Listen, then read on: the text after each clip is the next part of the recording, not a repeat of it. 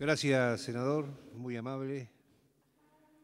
Ahora le toca el turno al doctor Julio Báez, juez de Cámara del Tribunal Oral en lo Criminal número 4. Bienvenido, doctor. Nada más. Tome mi micrófono por aquí.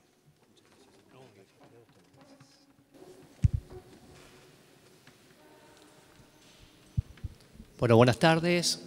Aprovecho la oportunidad para agradecer la invitación que me ha formulado en la Comisión de Asuntos Penales de este honorable órgano de la Constitución en función de este proyecto de ley, con lo cual se pretende modificar todas las normas que regulan el enjuiciamiento criminal. Creo que el proyecto tiene luces y sombras. Son muchas las luces que tiene y vamos a empezar a destacar algunos de los aspectos positivos. Voy a tratar de no ser reiterativo porque los oradores que me han precedido en el uso de la palabra ya han destacado parte de las bondades y parte de los aspectos que no revisten tal rótulo.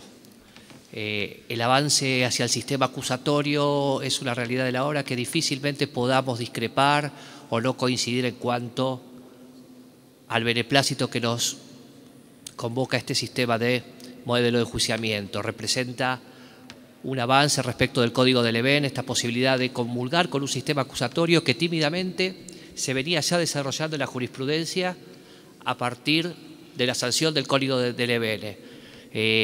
Nuestra Corte Suprema fue clara, aún con la vigencia de este código, decir, particularmente el considerando 14 del voto del ministro Zaffaroni, en el caso Sandoval, donde dijo que el único modelo compatible con la Constitución Nacional es el sistema acusatorio, cuando Alberdi y los constituyentes de 1853 previeron un sistema de enjuiciamiento criminal, no pudo ser otro que el compatible con la Constitución Nacional. Pese a esto, y este sí fue un error del año 91, adaptamos el sistema del EBEN cuando particularmente teníamos un proyecto mucho más moderno, que fue el del doctor Julio Mayer. Por decisiones políticas, por inclinaciones de ese momento académicas, no creo que sea necesario volver atrás en la historia, se tomó un modelo diferente, un modelo que tenía una estructura mixta, una primera etapa consagrada a llegar a la verdad, a la inquisitio, con un recopilador de la prueba que era nada menos que un juez de instrucción. Pensemos en los albores del siglo XXI, estar hablando de un fósil jurídico, esto con todo el respeto a los jueces de instrucción, como era el juez de instrucción, un órgano del Poder Judicial que recopilaba la prueba y cuando tenía ganas se la derivaba al fiscal y cuando tenía ganas tenía la posibilidad de reasumir. Esto desgraciadamente o de a poco se va languideciendo y estamos discutiendo hoy un proyecto que va a erigir definitivamente a los fiscales como los verdaderos conductores del proceso. Y esto lo he escuchado en los oradores que me han precedido en el uso de la palabra como un avance, como una cuestión cultural. Tenemos que empezar a generar patrones culturales para empezar a discutir que en el órgano nacional, sea exclusivamente federal o la Justicia Nacional porteña, como hacía referencia el doctor Sebasco, tengamos conductores del proceso desde el alba de la investigación que sean los fiscales. Nunca más esta posibilidad que tiene el artículo 180 del actual Código Procesal Penal de la Nación, que le permite al juez de instrucción asumir la pesquisa o derivarla del representante público. Nunca más esta posibilidad que tienen las instrucciones originarias a cargo del fiscal, que el juez de instrucción pueda reasumir la investigación de una investigación. Siglo XXI, estamos hablando de un juez que le saca la investigación al fiscal. Celebremos en este aspecto la vuelta al modelo acusatorio. Celebremos, sí, el rol de la víctima. La víctima vuelve al proceso. La víctima que ha sido el famoso convidado de piedra, esta frase que inmortalizó ese gran jurista argentino que fue Julio Mayer, hoy vuelve al proceso. Tenemos la posibilidad de conciliar, tenemos la posibilidad de conversión de la acción pública a la acción privada, cuando haya un interés desincriminador del órgano público. Esto ya lo plantea Vidar Campos. Vidar Campos se planteaba, ¿quién es más afectado por el delito? ¿La víctima, la cual sufre la ofensa directa a los bienes jurídicos? ¿O el Estado, por el cual actúa el representante público? Creo que no resiste demasiado análisis esta posibilidad de que sea el propio afectado quien intervenga en la pretensión punitiva. ¿Cualquier pretensión punitiva? Obviamente que no. Va a haber un juez que va a decir qué pretensión punitiva se adecúa a un juicio de tipicidad y qué pretensión punitiva no se va a adecuar a tal juicio de tipicidad. Con lo cual, el límite va a ser el juez. Dejemos que actúe la víctima, no le tengamos miedo a la víctima. Bienvenido el proyecto en el aspecto que trae nuevamente al ofendido por sus bienes jurídicos al proceso. Después tiene instituto de conciliación, de transacción, tiene la posibilidad de presentarse como querellante. Después veremos cuál es el uso de las herramientas estatales le permiten para ahondar en el delito. Pero no nos olvidemos que hoy, con este código, tenemos que acudir al Pacto Internacional de Derechos Civiles y Políticos del artículo 25, inciso primero, le da la facultad de una tutela judicial efectiva, que es cierto que se torna en una nebulosa cuando no hay una regulación específica. No nos olvidemos que la propia Corte Interamericana de Derechos Humanos, en el fallo Ulloa contra Costa Rica, habló de la tutela judicial de la víctima. Bienvenido entonces la vuelta de la víctima al proceso, que fue desapareciendo cuando empezó a concebirse el delito de lesa majestad. Es decir, el delito pasó a ser no contra el propio individuo, sino contra el soberano que detentaba el poder político. Esto mutó fundamentalmente cuando en Roma el imperio tomó para sí la perseguibilidad pública, muchas veces basadas en cuestiones recaudatorias, en cuestiones de impuestos, para desplazar al verdadero ofendido del delito. Miren, el doctor Zaffaroni tiene un libro que se llama El enemigo del derecho penal. En la página 30 lo dice claro. La confiscación del conflicto por parte del Estado corriendo a la víctima ha degradado a la víctima o ha llevado a la víctima a la mera condición de dato estadístico. Bienvenido entonces todas estas facultades que se le comienzan a dar a la víctima, que venían siendo de alguna manera dadas por la jurisprudencia. Santillán fue un poco el catalizador del panorama jurisprudencial de la Corte cuando le reconoció la posibilidad a la víctima de excitar la jurisdicción, de habilitar la pretensión punitiva ante la presencia desincriminadora de el fiscal general. Vamos a los aspectos que de alguna manera no son tan felices. Digo no son tan felices porque es una cuestión en definitiva de opinión, ¿no? Todos sabemos que el derecho obra dentro de las ciencias blandas, no son las ciencias duras, donde, bueno, la opinabilidad, y esto es un poquito el motivo de estas reuniones, hacen a que la discusión genere el mejor sistema posible porque los ciudadanos argentinos nos merecemos vivir con un sistema procesal mejor. Este es un avance respecto del Código de Leven, pero todavía tiene algunos claros oscuros. Creo que las críticas que se han hecho en la prisión preventiva en cuanto a la expresión poco feliz de la conmoción social como excepción a los principios de estabilidad y fuga en las relaciones procesales hacen encender un poco la luz roja. Discutamos algún término un poco mejor que tal vez no es descolgado. Si uno analiza el artículo 380 del viejo Código de Obarrio, establecía la posibilidad de denegar la excarcelación justamente por características de derecho y condiciones personales de las personas, una suerte de criterio peligrosista que creo que con la evolución del derecho vamos a ir desterrándolo. Negar las permanentes instancias oralizadas, las permanentes soluciones de conflictos, creo que es una falta de honestidad de hablar mal en este aspecto. Creo que esta permanente presencia del juez, esta inmediatez, buscar mecanismos alternativos para dirimir los escolios, habla de un código de excelencia. Me permito formular algunas críticas puntuales y creo que no hacen a la homogeneidad o a la heterogeneidad del proyecto. El doctor Sebasco habló que no era necesario que haya tribunales colegiados. Yo creo que sí es necesario que haya tribunales colegiados, pero propongamos o empecemos a discutir los alcances del artículo 22 del Código Procesal Penal de la Provincia de Buenos Aires, donde existen juicios del Pleno y juicios unipersonales.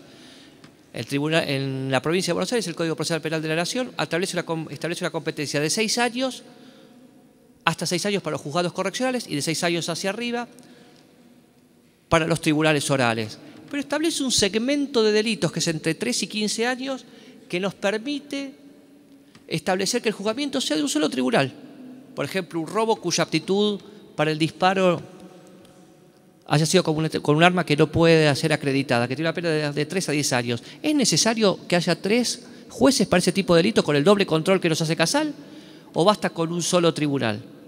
Si tengamos un tribunal colegiado para casos graves, por ejemplo, en un homicidio, estemos 3 jueces. Y evitemos el pedido de declaración de inconstitucionalidad que podría ser desde el punto de vista de la defensa, con la posibilidad que si la defensa desea integrarlo en algún supuesto excepcional con tres jueces, tenemos la posibilidad que lo haga. Digo,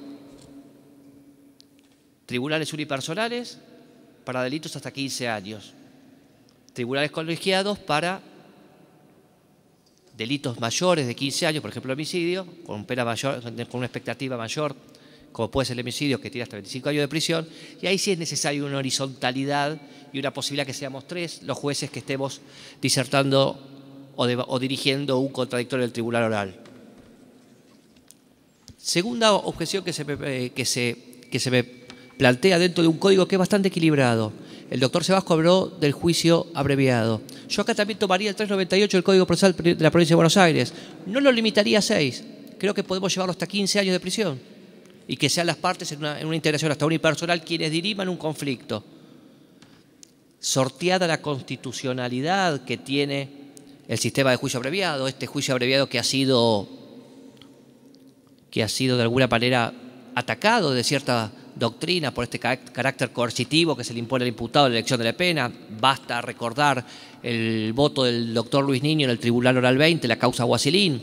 Basta recordar el voto del juez Magariños en la causa Apolonio Sosa del Tribunal Oral 23, donde ellos ponen en jaque la constitucionalidad del juicio abreviado en función del aspecto coercitivo que tiene o que tendría el Estado negociando con el imputado un pacto de pena. Creo que en el momento que hay una voluntariedad y asesoramiento previo en materia de derecho de defensa, no hay esta coerción. Otro aspecto que me preocupa del Código Procesal Penal es la imposibilidad de la vía recursiva por parte del Ministerio Público. Es decir, la sentencia condenatoria parece que está limitada solamente al pedido o a la queja que pueda hacer la defensa. Creo que deberíamos ampliarlo. Es cierto que esto no es una cuestión descolgada, no es una cuestión que se le haya ocurrido a los legisladores. La propia Corte en el fallo Arce, en su momento recogiendo la vieja idea de Julio Mayer, diciendo que el derecho al doble conforme era exclusivo del imputado, varió su posición y hoy establece que el derecho del doble conforme podría ser absolutamente dirigido tanto por los órganos acusatorios como por la propia defensa, tanto por la querella o por el fiscal como por la defensa. Creo que en este aspecto deberíamos ver un poco la parte recursiva. Sí, creo que la parte recursiva en este anhelo que tiene el Código Procesal de llegar a una instancia de decisión rápida, deberíamos extremar algún momento de control en la etapa preliminar. Creo que el auto de apertura de elevación a juicio o en alguna parte de la crítica a la instrucción penal preparatoria debería haber una suerte de revisión. Ha sido buen tino de los señores legisladores y del Poder Ejecutivo en el proyecto eliminar el auto de procesamiento, un auto por lo cual sometía cautelarmente al proceso al imputado, estableciendo una suerte de semiprueba o motivo suficiente para sospechar que cometió un delito, sujetándolo al proceso y sujetándolo además con medidas de cautela real. Esto ha sido haber eliminado el auto de procesamiento, creo que ha sido un avance, pero creo que algún tipo de control de los actos importantes en etapa instructoria debería haber a través de algún sistema de la Cámara de Garantías o la Cámara Revisora, como en definitiva se llame. No nos olvidemos que la propia Corte Interamericana, en los fallos Maqueda y Anabela, dijo que el derecho de doble conforme no solamente se contenta con la sentencia definitiva, que difícilmente alguien pueda cuestionar, sino también todo auto importante. Me parece que el auto que define la suerte de que alguien pase un juicio oral debería por lo menos tener alguna revisión de algún órgano inmediato o superior. Otra cuestión es cómo instrumentamos el doble conforme cuando el imputado es condenado por un tribunal revisor, es decir, a instancia de un recurso del fiscal. El imputado que había sido absuelto en el viejo juicio oral o la vieja primera instancia obtiene una sentencia adversa en segunda instancia. Bueno, la Corte ha establecido en el fallo Prado una posibilidad de revisar lateralmente por otra sala de casación el pronunciamiento adverso. Es una solución pretoriana, no está regulado en nuestro código, no lo veo regulado en el proyecto, pero sí pretorianamente pretende dar alguna suerte de respuesta al llamado o al denominado doble conforme. Creo que esta posibilidad de recursos en ninguna manera va a afectar la celeridad con la cual se lleva o se pretende dirimir el conflicto. Conflicto que es de última ratio. En nuestro derecho penal, nuestra disciplina es de última ratio. La propia Corte Suprema, en fallos 320, 2951, tiene dicho que la Corte Penal acude cuando no existen otros órganos habilitados al efecto o cuando la pretensión de las otras ramas del ordenamiento resulta insuficiente.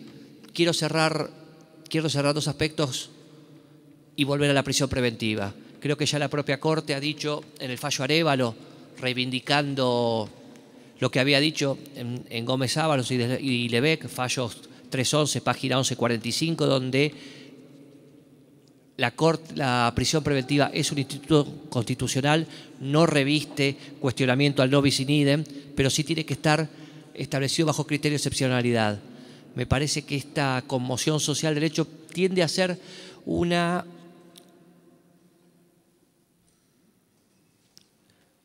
puerta abierta como para generar interpretaciones arbitrarias o si no generar o exportar un conflicto hacia los jueces o que sea la jurisprudencia que termine de delinear el concepto. Y creo que esto no es una práctica legislativa apropiada. El doctor Brusone tiene un artículo muy interesante donde dice: a veces se parecería como que desde el Congreso se quiere exportar el conflicto como para que sean los jueces que cierren las opiniones que los legisladores tuvieron alguna duda. No nos olvidemos que la propia Corte tiene dicho que los jueces tenemos que interpretar las normas tal cual la concibieron los legisladores. Y en esta función de aplicación y la hermenéutica jurisprudencial, si bien no es el único método, toda la discusión parlamentaria nos sirve como antecedente para poder determinar o desentrañar el contenido de una norma. Cuando la norma es ambigua o no tiene posiciones eclécticas, generan los problemas de interpretación y generan toda esta suerte de interpretaciones dispares que tienden de alguna manera a diezmar la seguridad jurídica. Yo, insisto, celebro que en este órgano de la Constitución estemos discutiendo un código de avanzada. Celebro que estemos yendo a un sistema adversarial donde las propias partes sean los actores centrales del conflicto. Celebro que adoptemos un sistema de un modelo acusatorio compatible con la Constitución Nacional. Y esto, como dice Ferrajoli en la página 580 de su libro Teoría General del Garantismo Penal, es el modelo teórico por excelencia que tiende a dirimir conflictos y tiende a nivelar las aguas de un sistema de derecho. Pediría posibilidad de integración desmembrada en los juicios orales de manera individual y de manera personal.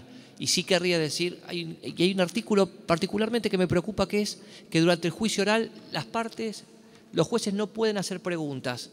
Yo entiendo que no pueden, de alguna manera, los jueces suplir las actividades de las partes, pero me parece que muchas veces los jueces alguna duda tenemos. Tal vez me gustaría tener el 363 en la provincia de Buenos Aires, que nos permite excepcionalmente, al finalizar el debate aclarado entre las partes, hacer alguna pregunta aclaratoria tendiente a ornamentar y organizar el conflicto, sin que pretenda suplir esta actividad de las partes y sin dejar de pensar que lo importante a partir de ahora es el Ministerio Público Fiscal. Yo soy juez de Cámara por el Poder Judicial de la Nación, fui juez de la provincia de Buenos Aires y siempre que concursé para juez aspiré a que el importante sea el fiscal y que nosotros seamos una suerte de moderadores entre dos tensiones opuestas. Celebro esta discusión en un ámbito de la democracia como es este honorable Congreso de la Nación. Gracias. Gracias a usted, doctor Julio Báez, muy amable.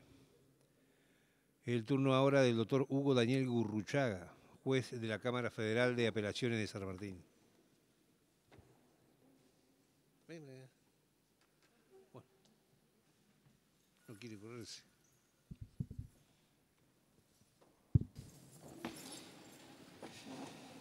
Buenas tardes. Bueno, me toca una seria dificultad. Soy el último expositor. La erudición de los expositores anteriores me exime de una serie de comentarios sobre cuestiones que ya han sido abordadas. Y entonces me veo en la dificultad de ver cómo puedo concitar la atención del auditorio, que ya, por supuesto, está agotado por tantas exposiciones. Entiendo que he sido convocado, y quiero agradecer muy especialmente al Senado de la Nación, entiendo que he sido convocado porque he enviado una propuesta de retoque o reforma o incorporación a algunos de los artículos que prevén el sistema de la prisión preventiva y de la excarcelación. Yo creo que este es uno de los grandes temas que preocupa a nuestra población. Y me parece que hay que concentrar los esfuerzos en analizar y en debatir estos temas. Nosotros teníamos en nuestro código procesal, teníamos un sistema que yo llamaba como de doble compuerta, o para no confundir lo que es compuerta con la puerta de salida de las personas que cometen delitos, un sistema de dos líneas de requisitos. Teníamos un sistema de líneas de requisitos que estaban en el 316 y 317, requisito de procedencia. Y luego una segunda línea de supuestos que están previstos actualmente en el 319 de requisitos de improcedencia. Ahora bien, la jurisprudencia de la Cámara Federal de Casaciones ha debido ponerse en línea con los pactos internacionales que han sido suscritos por la República Argentina, y en ese marco dictó el plenario conocido para quienes estamos en la justicia como Díaz-Besone, en donde en realidad elimina la primera línea de requisitos. ¿Qué quiero decir? No analizamos ahora 316, 317, no analizamos específicamente el máximo, no analizamos los demás requisitos, sino que tenemos que ver si la persona va a intentar eludir la acción de la justicia o entorpecer las investigaciones. Lo que nos está diciendo la Cámara Federal de Casación Penal es que lo que rige básicamente es el 319 del Código actual. Y los jueces, para denegar excarcelaciones, tenemos que fundarlo en el 319 en el plenario de Díaz-Besone. Entonces, en este marco, me parece que hay que dar el debate sobre algunas cuestiones que tienen que ver con que la misma línea del plenario Díaz-Besone, en esencia, está siendo seguida en el proyecto, es decir, en el proyecto, en los artículos que en cuestión, estamos hablando del artículo 185, 188, 189 y 191 del proyecto. Esta línea que establece el proyecto fija los supuestos en que se presume peligro de fuga, que están previstos en el 188, y los supuestos en que se presume peligro de entorpecimiento de la investigación. O sea, un poquito más, un poquito menos lo que tenemos en el 319 actual. y lo que en cierta línea tenemos en Díaz Besone.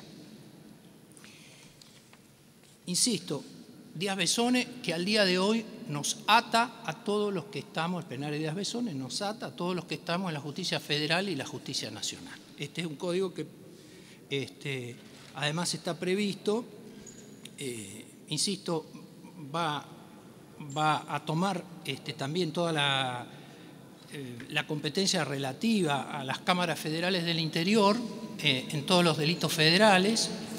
Y acá quisiera hacer una breve mención que ya ha sido hecha anteriormente, me aparto muy levemente del tema de la prisión preventiva y la excarcelación. Las cámaras, me parece necesario lo que ya se ha dicho antes, una ley de implementación y de organización que salga junto con la reforma del Código. Las cámaras federales del interior tenemos, casi todas, una competencia múltiple. Las cámaras federales tenemos una competencia múltiple. Y el Senado de la Nación, que es el ámbito esencial a donde se defiende la autonomía de las provincias, en fin, es el ámbito necesario donde tenemos que ver qué es lo que va a pasar con las cámaras federales del interior que tienen que intervenir en relación con estos procesos. La Cámara Federal de San Martín, por ejemplo, les digo, no solo tiene competencia federal penal, tiene competencia federal civil, contencioso administrativa y ahora, por una resolución de la Corte, también competencia previsional, en materias previsionales. Y además tenemos que ver que si bien, de manera que la posibilidad de hacer estos procesos muy rápidamente necesitan de una ley de implementación porque no tenemos cámaras con competencia exclusivamente federal penal en la mayoría de las provincias. Entonces, y tenemos que analizar también que conforme a la jurisprudencia y de la Corte Interamericana de Derechos Humanos y particularmente a la Comisión Interamericana de Derechos Humanos, existe un sistema de doble conforme, es decir, en que todo auto importante debe ser objeto de un análisis por parte de un tribunal superior. De manera que más allá de algunas restricciones que se puedan establecer en el Código sobre las posibilidades de apelación, todos los autos procesales importantes van a tener que ser revisados, con lo cual va a generar muchísimo trabajo a las cámaras. No me vengo a quejar por la cantidad de trabajo, lo llevamos bastante bien en San Martín, pero sí vengo a señalar algunas cuestiones que ya adelanté en un mail que envié a la comisión y razón por la cual la comisión ha tenido la generosidad de convocarme. Me interesan el artículo 188 y me voy a referir también a algunos temas que ha hecho mención el señor senador por Santa Fe, que me precedió en el uso de la palabra. Yo creo que en el artículo 188, además del peligro de fuga, habría que incorporar como título, y en el párrafo siguiente, la posibilidad de eludir la acción de la justicia, que es un poquitito más amplio que solamente el peligro de fuga. Me parece correcto que en el 188 del proyecto se prevea una serie de pautas, entre otras, de manera que esto nos da a los jueces la posibilidad de interpretar que hay también otras pautas que nos permiten evaluar el dictado de una prisión preventiva, que no son las que están específicamente previstas. De modo que me parece muy bien que diga, entre otras, y le pido a los señores senadores, que no lo modifiquen porque nos está dando más herramientas. Yo quisiera decir también que la posibilidad de declaración de reincidencia no es lo mismo que la reiteración delictiva. No es lo mismo que la reiteración delictiva. La reincidencia está regulada por el artículo 50 del Código Penal y establece que para que una persona pueda ser declarado reincidente o la posibilidad de que sea declarado reincidente en función de la comisión de un nuevo hecho, que luego este segundo hecho es el que estamos juzgando, la persona tiene que haber tenido una condena anterior. Y no solo tiene que haber tenido una condena anterior, sino que tiene que haber cumplido total o parcialmente esa pena.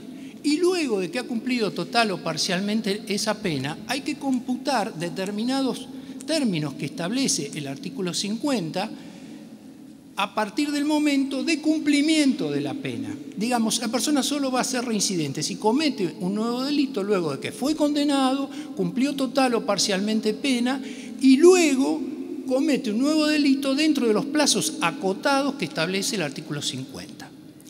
De manera que el reincidente está reiterando delito, es cierto, pero no es lo mismo reincidente que reiterante. Si una persona comete un delito, vamos a la puerta giratoria, a los jueces largamos a todo el mundo, etc. Si una persona comete delito, se estima que no hay elementos para entender que va a intentar eludir la acción de la justicia. Está escarcelada y luego se le imputa la comisión de nuevo delito mientras está escarcelado, no es reincidente, es reiterante. De manera que cuando se prevé la posibilidad de declaración de reincidencia, obviamente se está poniendo una restricción muy importante para los reincidentes, pero no se está poniendo para los reiterantes. Esto me parece importante aclararlo. Bueno, ¿qué pasa con el tema de los reiterantes? Tenemos ciertas dificultades por los tratados internacionales. Acá el señor senador me parece que atinadamente ha tocado el tema. Me parece que este es uno de los grandes temas que tenemos que discutir. ¿Qué vamos a hacer con el sistema de excarcelación? ¿Qué pautas le va a fijar el Congreso de la Nación a los jueces para evaluar si una persona tiene que ser excarcelada o no? Entonces, por esa razón, yo he propuesto el análisis de que se pueda considerar en el inciso C del artículo 188, prima facie también la reiteración delictiva mientras se hallaba en libertad durante otro proceso o en libertad condicional o asistida. ¿Esto qué quiere decir? Que sorteamos de alguna manera una de las dificultades que nos generan los informes de la comisión. ¿Por qué? Porque el informe de la comisión me dice, bueno, a ver, si usted va a presumir que la persona va a incurrir en reiteración delictiva, tiene que fundarlo muy claramente. No me puede hacer futurología para denegar una excarcelación de que este hombre, porque cometió un hurto, va a volver a cometer otro hurto, ¿no es cierto? Pero si nosotros incorporáramos en el artículo 188, en el párrafo que dice el comportamiento del imputado durante el procedimiento, yo le agregaría el comportamiento del imputado durante el procedimiento en cuestión, otro anterior o que se encuentre en trámite, porque me parece que estas circunstancias, digamos, cómo se ha comportado, si por ejemplo tenía una probation y violó la probation, si tenía una excarcelación y cometió un nuevo delito, etcétera, me parece que estos son pautas que pueden ser consideradas. Me parece que tenemos que dar el debate si vamos a poner o no los antecedentes penales acá. Si lo vamos a poner, los antecedentes penales, no porque una persona por sus antecedentes penales le tenga que ser denegada la excarcelación. Yo no estoy diciendo esto. Lo que estoy diciendo es que si por los antecedentes penales el juez estima que la persona puede intentar eludir la acción de la justicia, pues habría que darle la herramienta al juez de considerar los antecedentes penales en este inciso C. En alguna medida podríamos decir que el proyecto del Poder Ejecutivo puede estar contemplando esto al haber señalado en el artículo 185 de la prisión preventiva las condiciones personales del imputado. La verdad es que nosotros en la Cámara Federal de Apelaciones de San Martín, dentro de las condiciones personales del imputado, computamos los antecedentes. Pero esto no está claramente dicho en la normativa. Nosotros tenemos el 319 actual, que nos habla de las condiciones personales del imputado, que permitan presumir fundadamente que va a intentar eludir la acción de la justicia. Nosotros los antecedentes penales los valoramos dentro de las condiciones personales del imputado, que está en el artículo 319. Si no se van a incluir los antecedentes penales, en este inciso se lo puede incluir en el 185 o hacer alguna mención a que cuando se habla de las condiciones del imputado estamos valorando también sus antecedentes penales. Obviamente no estábamos diciendo que una persona que cometió un hurto hace 20 años va a haber que denegarle la excarcelación, no estábamos diciendo esto, sino que estamos dándole herramientas al juez para que para que no se produzca esta situación de que una persona está imputada de un delito, se le escarcela, está imputada de otro delito, se le escarcela, está imputada de otro delito, se le escarcela, y entonces la población nos quiere matar cuando pasan estas cosas. Entonces yo digo, bueno, esta es la oportunidad de decir claramente lo que se va a hacer en esta cuestión. Entonces, por esa razón, también propongo la incorporación, si se incurrió en rebeldía o prima facie o en reiteración delictiva mientras se hallaba en libertad durante otro proceso o en libertad condicional o asistida. De manera que, si estas circunstancias indican que la persona puede intentar eludir la acción de la justicia, el juez tenga las herramientas para dictar una prisión preventiva. Insisto, la reiteración delictiva no es igual a la reincidencia. Cuando se prevé la reincidencia no se está computando la situación de la persona que es escarcelada y mientras está escarcelada en un proceso comete prima facie otro hecho. La mención de prima facie reiteración delictiva que propongo apunta a que haya que hacer una evaluación en principio de que hay un nuevo hecho y que le es reprochable a esta persona. En este sentido dice bien el artículo 187, inciso A del proyecto, acreditar que existen elementos de convicción suficientes para sostener la probabilidad de la existencia del hecho y la participación del imputado en esto. Dice bien esto. ¿Y por qué lo dice bien? Porque la legislación actual no estaba prevista. Entonces, al no estar previsto, si no se daba la situación de 3.16, 3.17, bueno, nos encontrábamos con la dificultad de decir, a usted se le imputa un homicidio, pero no hay ninguna prueba de que usted mató a alguien. Yo le tengo que denegar la excarcelación. No parece lógico, ¿no es cierto? Bueno, entonces, la verificación de que en principio hay un grado de responsabilidad provisional respecto del hecho me parece muy atinada en el artículo 187 y viene a estar luego en el prima facie en reiteración delictiva que yo estoy proponiendo. Por otro lado, como no vengo acá a proponer que dejemos preso a todo el mundo, voy a ir al otro artículo, al 191, a señalar que me parece que hay supuestos de libertad procesal y de excarcelación que no están contemplados y que deberían estar contemplados porque son de la más absoluta lógica. Algunos están en normativa actual, otros están en precedentes, etc. Por ejemplo, yo propongo reformar en el artículo 191 que se refiere a límite de la prisión preventiva, esto es, a circunstancias que permitan conceder la libertad procesal, la excarcelación. Propongo que diga, si el imputado hubiere cumplido en prisión preventiva un lapso igual a la pena solicitada por el representante del Ministerio Fiscal o cuando mediare pedido fiscal de pena en suspenso. Si la persona estaba imputada por extorsión y el fiscal dice, no, esto no es una extorsión, yo lo voy a terminar acusando por estafa, una estafa simple, y le voy a pedir una pena en suspenso, pues es razonable que la persona obtenga la excarcelación en ese contexto. Y yo le pongo un lapso igual arriba, que no figura en el proyecto, y que sí, en forma muy atinada, figura un tiempo igual en el inciso B y un tiempo que de haber existido permita tal cosa, porque en realidad esto es, digamos, los jueces y los doctrinarios somos muy puristas y en realidad, como el proyecto dice, si hubiera cumplido en prisión preventiva la pena solicitada por el fiscal, en realidad, desde el punto de vista doctrinario, la pena no se cumple en prisión preventiva, se puede tener por agotada. Pero entonces, si decimos un lapso igual, como atinadamente prevé el proyecto en el inciso B y en el inciso C, estamos puliendo un poquito el código. Y luego propongo incorporar también como supuesto de excarcelación a la parte final del inciso B del 191 lo siguiente. Leo lo que dice y luego leo mi sugerencia de agregado. Si el imputado hubiera agotado en prisión preventiva un tiempo igual, acá aparece de nuevo, al de la pena impuesta por sentencia no firme o al máximo previsto en la escala penal. lo tenemos en el Código Procesal actual, si lo tenemos previsto en el 317 actual.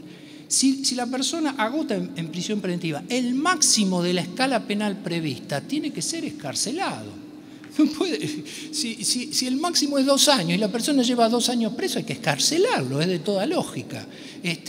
Ni aunque vaya a intentar la acción de la justicia se le puede denegar a una persona o se lo puede mantener privado de libertad si agotó el máximo previsto. Lo tenemos en el Código actual y propongo que se incorpore. Y que se incorpore también, y esto es una ponencia de tipo doctrinaria mía y también que la hemos expuesto en la Cámara Federal de Apelaciones de San Martín, o cuando la acción penal se encuentre prima facie extinguida. Porque si la acción penal está extinguida, por ejemplo, por prescripción, por amnistía o por lo que fuera, es injustificado mantener a la persona en una situación de privación de libertad. Y esto debería estar expresamente contemplado.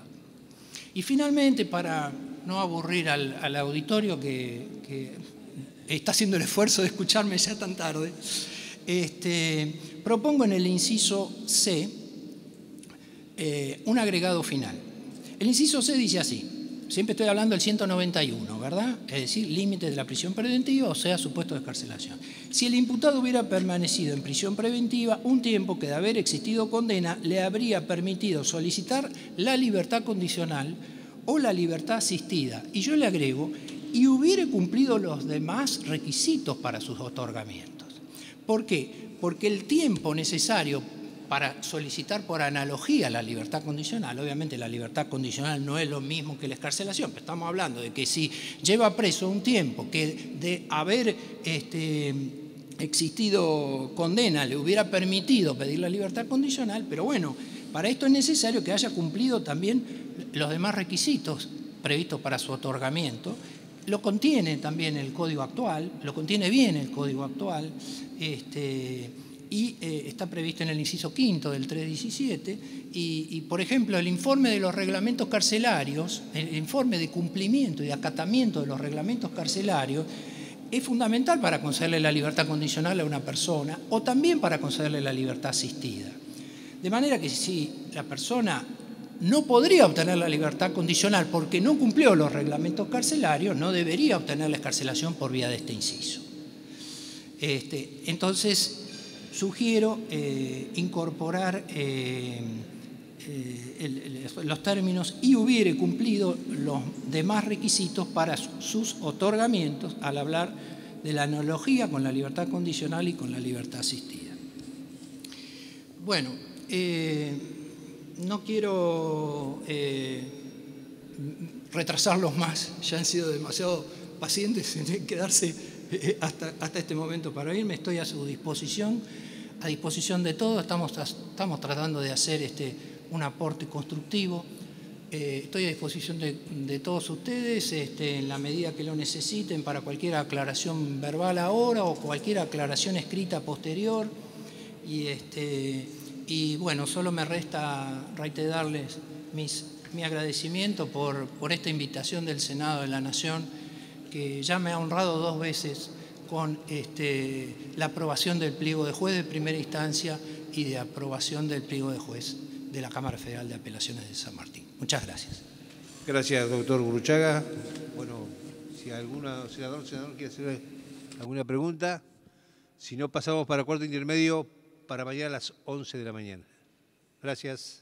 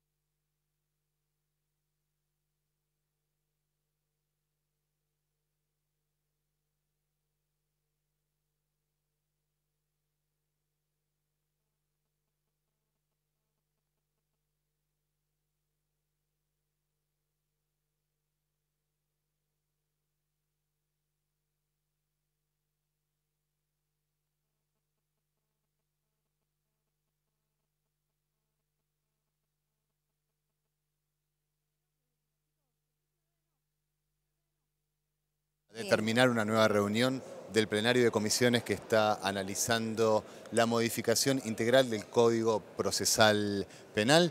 Este plenario se llevó adelante en el Salón Azul de la Cámara Alta. Es una nueva reunión. Recordemos que la Comisión de Justicia y Asuntos Penales viene tratando esta modificación desde hace 5 meses, casi cuando comienza el año parlamentario, y una vez que llegó hace 2 semanas el proyecto impulsado por el Poder Ejecutivo Nacional, se están realizando estos plenarios de las Comisiones de Justicia, Asuntos Penales y de Presupuesto y Hacienda. El plenario está siendo presidido por el titular de la Comisión de Justicia y Asuntos Penales, Pedro Guastavino. Hola Laura, ¿cómo estás? ¿Cómo estás, Mariano? Bienvenidos. Así es, como lo realizó durante la semana pasada, este plenario volvió a reunirse en el día de hoy, esta vez para escuchar a defensores y también a especialistas relacionados con la justicia que dieron su parecer sobre este proyecto que, como bien decías, llegó desde el Ejecutivo Nacional y comenzó a tratarse aquí en el Senado de la Nación por un plenario de las Comisiones de Justicia y Presupuesto que, recordemos, presiden los senadores Aníbal Fernández y Pedro Guastavino. Hay que recordar que se vienen realizando estos plenarios desde la semana pasada, que podrían terminar la semana que viene, quizás se podría lograr el dictamen para poder tratarse en recinto el miércoles 19. También podemos decir que la base de esta modificación del Código Procesal Penal son las 17 modificaciones que llevaron adelante distintas provincias de nuestro país, más el trabajo legislativo de la Cámara de Diputados y de la Cámara de Senadores durante estos 30 años de democracia. Recordemos que al finalizar esta reunión que ocurrió hace instantes, uno de los presidentes acordó que va a continuar en el día de mañana, jueves, a partir de las 10 aquí en el Salón Azul de la Cámara Alta. Y tenemos que decir también que se está debatiendo absolutamente todo, desde la oralidad hasta lo que propone el proyecto de darle más poder a los fiscales y que las víctimas también participen del proceso. Se está debatiendo absolutamente todo, como también lo que pasaría con los extranjeros en nuestro país en caso que cometan delitos. Sin dudas es uno de los puntos más polémicos o que más opiniones a favor y en contra ha generado. Nosotros vamos a hacer una pausa y enseguida vamos a estar desarrollando este y otros temas en Edición Central.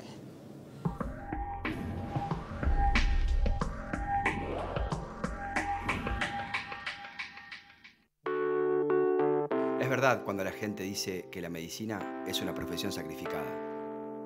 Los médicos somos médicos en todos lados, en casa, en la calle, en el consultorio y en el hospital. Cuando empecé a trabajar en la guardia fue duro.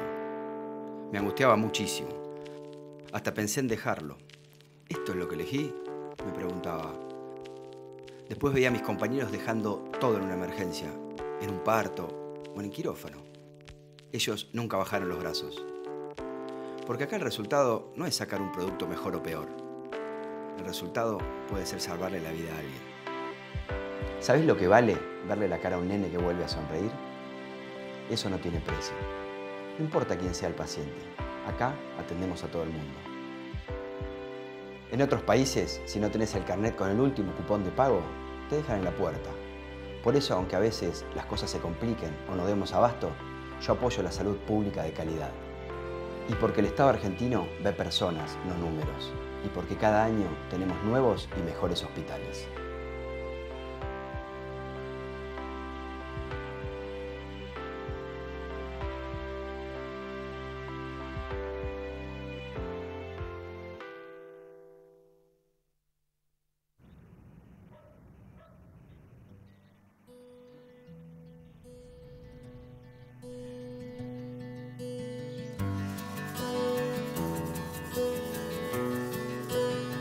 Mi sueño es ser mamá.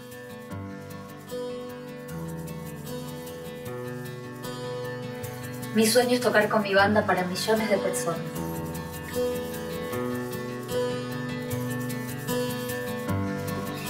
Mi sueño es actuar toda la vida, que es lo que me apasiona.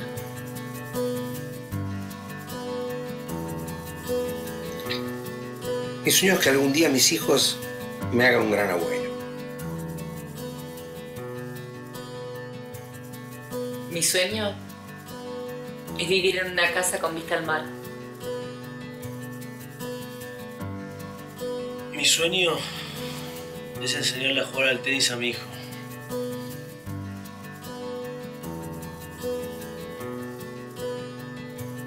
Mi sueño es algún día vivir en el campo. Para cumplir tus sueños, primero tenés que despertarte.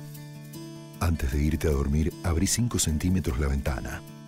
La intoxicación por monóxido de carbono puede prevenirse.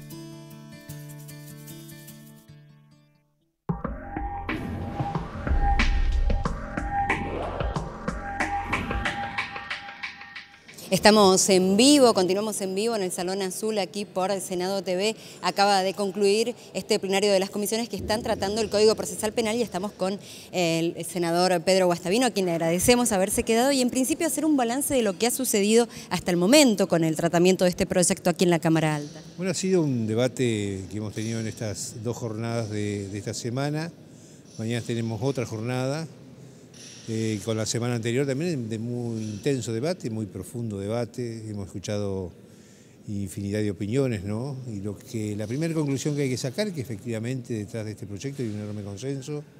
No hemos escuchado ninguna voz que haya dicho que no es necesario pasar del sistema inquisitivo al sistema adversarial, al sistema acusatorio. Hay coincidencia plena que es un hecho histórico y que en verdad la Argentina tiene que necesariamente contar con un nuevo Código Procesal Penal de estas características. Hemos tenido expositores de distintos sectores, jueces, abogados, juristas, académicos, propuestos por los distintos bloques y efectivamente, como les decía, la conclusión central que hay que alcanzar es que efectivamente hay enorme consenso, ¿no? Y bueno, seguiremos trabajando sobre algunas cuestiones puntuales que se han marcado como críticas o cuestionamientos o déficits de la redacción del proyecto que envió el Ejecutivo, algunas propuestas para mejorar eso. Obviamente que estamos analizando todas las propuestas conjuntamente con los distintos asesores, los distintos senadores, y bueno, llegaremos a las conclusiones finales la semana que viene. Senador, le queremos preguntar en qué cambiaría con este nuevo Código Procesal Penal el papel de los fiscales. Bueno, el fiscal adquiere un papel fundamental, ¿no? Es el que lleva adelante la investigación, es sobre quien cae todo el esfuerzo de la investigación. Centralmente ese es el papel, ¿no? El juez es juez de garantía, con lo cual estamos ante un sistema absolutamente novedoso, con mucha mayor agilidad, con mucha mayor celeridad, donde se incorpora la oralidad en todo el proceso, con lo cual estamos dejando de lado el expediente que hacía tan burocrática y una de las razones fundamentalmente que la sociedad critica y cuestiona, ¿no? Es estos procesos que marcan claramente que nunca llegan al final, que son procesos interminables, que dan la sensación de impunidad, dan la sensación de que efectivamente aquel que comete un delito jamás es condenado. Y esto es producto de la gran burocracia que ha habido, el tema de los expedientes, las notas, las chicanas de los distintos abogados con la presentación de los escritos. Con este nuevo sistema todo eso quedaría de lado, sería absolutamente oral todo el proceso, con lo cual los tiempos se acortan en formas extraordinarias. ¿Y en qué participaría la víctima en el proceso? La víctima participa en todo el proceso, sin pedir permiso, digamos. Es un actor fundamental en todo el proceso, participando totalmente, ¿no? No tiene necesidad de pedir permiso, se incorpora en una actitud presencial, en un papel protagónico. Deja de ser un número. Deja de ser un número, efectivamente, deja de ser un convidado de piedra, como es hoy por hoy, ¿no? El tema de los extranjeros sigue siendo uno de los que mayor duda genera. ¿Cuál es la aclaración al respecto de lo que dice el proyecto y de los planteos que se hacen? Y que tiene que ver con la suspensión del juicio a prueba, que estamos hablando, que se habla de que en el caso de los extranjeros, que son pescados en flagrancia, infragantis, en delitos menores, estamos hablando de delitos menores, no más allá de pena de 3 años, se le puede plantear la suspensión del juicio a prueba a pedido del extranjero, con lo cual de acceder, de haber acuerdo, ¿no?, de ambas partes, sería expulsado del país y no podría volver a nuestro país en un término de 5 a 15 años. ¿Por qué cree que genera tantas dudas este punto? Y genera dudas sinceramente porque existe y ha habido voces, digamos, que malinterpretan esta cuestión, otros que plantean dudas con respecto a la cuestión que se está planteando por los medios, como que se estigmatizaría al extranjero. Pero nosotros vemos que no es así, ¿no? Vemos que es una cosa que tiene que estar, que se debe analizar, que se debe evaluar y que se debe avanzar en esa línea. ¿Hay posibilidades que a partir de las propuestas de los técnicos, los especialistas, haya definitivamente modificaciones a este proyecto que llegó del Ejecutivo? Bueno, estamos tomando todas las posturas y todas las opiniones de los distintos expositores que han estado aquí, planteando algunas opiniones en contra de algunos artículos del proyecto de ley, y obviamente esto va a ser evaluado. Ustedes saben que nosotros aquí tomamos versiones taquigráficas de todas las exposiciones y nuestros asesores hacen una lectura de todas esas exposiciones tomando en cuenta los datos que indican de que hay posturas encontradas o críticas y que después analizamos y que la estamos analizando permanentemente, ¿no? Con lo cual lo que quiero decir es que efectivamente se analizan esas posturas y si hay consenso y hay acuerdos, se pueden tranquilamente producirle modificaciones al proyecto. Senador, tanto en el proyecto presentado por usted como en el proyecto presentado por el senador Sanz o por el senador Eugenio Artaza, ¿hay mucha diferencia entre los proyectos entre sí con el proyecto presentado por el Poder Ejecutivo? No, tienen muchísimas similitudes, claramente, porque tienen la misma columna vertebral, tienen el mismo espíritu, tienen el mismo sentido y el mismo objetivo, ¿no? Dejar de lado el sistema inquisitivo, como les decía al principio, y pasar al sistema acusatorio.